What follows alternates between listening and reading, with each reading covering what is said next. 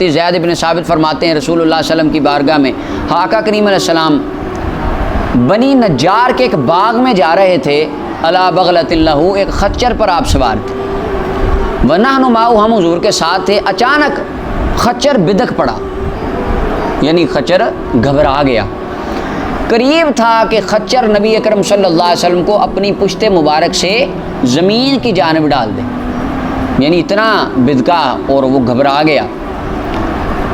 اور اچانک آگے 6 یا 5 قبریں تھیں، وہ جو سواری تھی وہ بدکی اس لیے آگے قبریں تھیں۔ فقال، نبی صلی اللہ علیہ وسلم فرمایا، ان قبر والوں کو کون پہچانتا ہے، یعنی کون جانتا ہے یہ بندے کون ہیں، کہاں کے رہنے والے ہیں، کب فوت ہوئے ہیں، ان کا عقیدہ کیا تھا، ایمان کیا تھا، کون جانتا ہے؟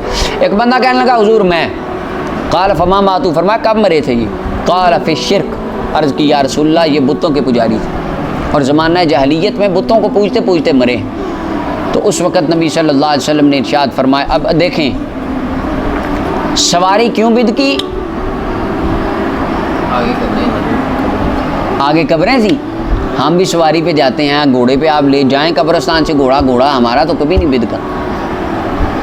ذات مصطفیٰ صلی اللہ علیہ وسلم جس سواری پہ سوار تھی، اللہ نے اس خچر کو یہ فراست دی کہ اس کو قبروں کا حال نظر آنے لگ گیا۔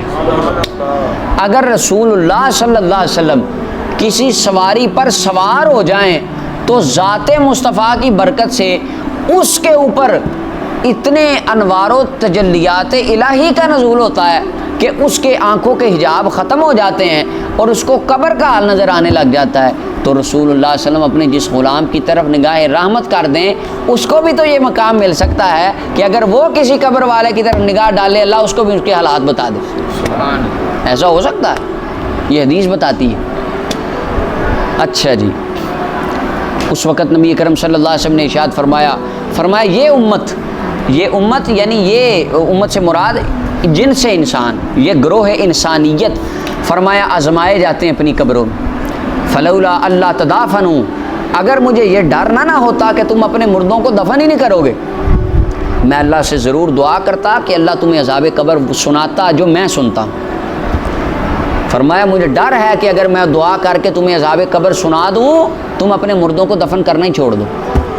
اللہ اکبر۔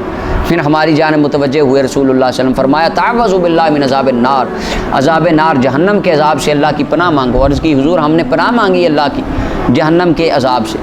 فرمایا پھر اللہ کی پناہ مانگو عذاب قبر سے۔ حضور ہم نے پناہ مانگی عذاب قبر سے اللہ کی۔ فرمایا پناہ مانگو ظاہری اور باطنی فتنوں سے۔ عرض کی حضور ہم نے اللہ کی پناہ مانگی ظاہری اور باطنی فتنوں سے۔ فرمایا پناہ مانگو اللہ کی فتنہ دجال سے، اللہ کی پناہ میں جاؤ فتنہ دجال سے۔ حضور ہم پناہ میں گئے فتنہ دجال سے، اللہ کی پناہ حاصل کرتے ہیں۔ یعنی دیکھیں دجال کا جو فتنہ ہے نا، یہ دنیا کائنات کا سب سے بڑا فتنہ ہوگا، اس میں بڑے بڑے لوگ غرق